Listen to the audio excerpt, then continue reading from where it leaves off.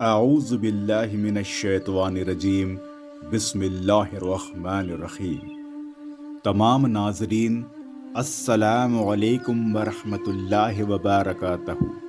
ہمارے YouTube channel حبیب خدا کو سبسکرائب، لائک، شیئر اور چینل کے بیل آئیکن پر ضرور کلک کریں۔ جزاک اللہ۔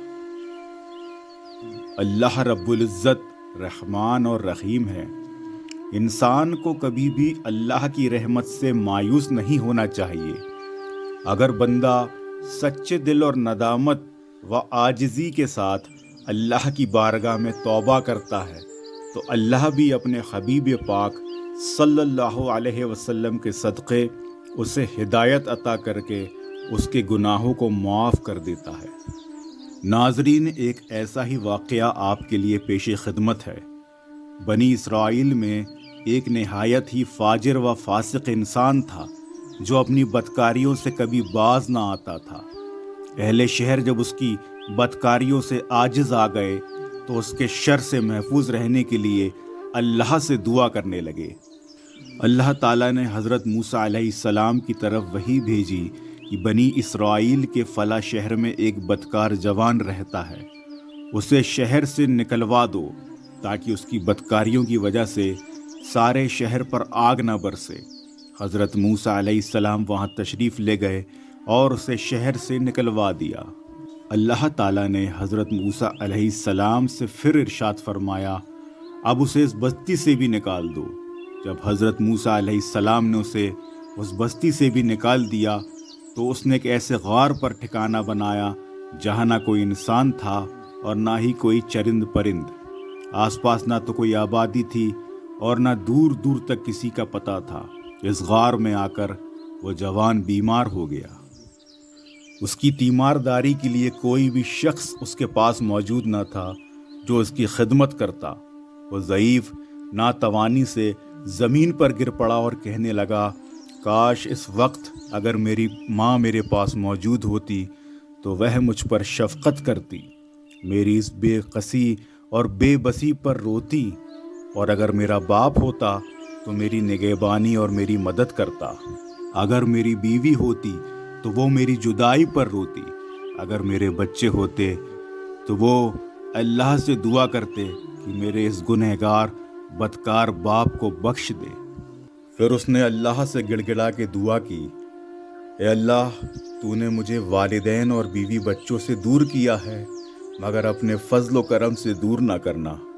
تو نے میرا دل میرے عزیزوں کی جدائی میں جلایا ہے، لیکن میرے مولا، میرے گناہوں کے سبب مجھے جہنم کی آگ میں نہ جلانا۔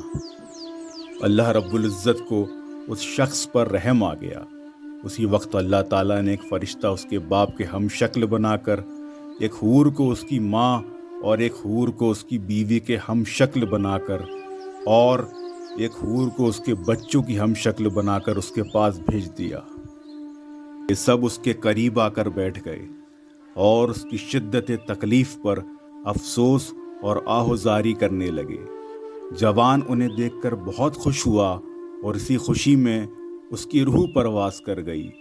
اس کے بعد اللہ تعالیٰ نے حضرت موسیٰ علیہ السلام کی طرف وحی بھیجی کہ فلاں غار کی طرف جاؤ، وہاں ہمارا دوست دنیا سے جا چکا ہے، تم اس کی تکفین و تدفین کا انتظام کرو۔ حکم الہی کے تحت جب حضرت موسیٰ علیہ السلام اس غار میں تشریف لے گئے تو انہوں نے اسی نوجوان کو مرا ہوا پایا جسے آپ نے شہر اور بستی سے نکالا تھا۔ آپ نے دیکھا کہ اس کے ارد گرد حوریں تعزیت کرنے والوں کی طرح بیٹھی ہوئی تھی۔ حضرت موسیٰ علیہ السلام نے بارگاہ الہی میں عرض کی، اے رب العزت، یہ وہی جوان ہے جسے میں نے تیرے حکم سے شہر اور بستی سے نکالا تھا۔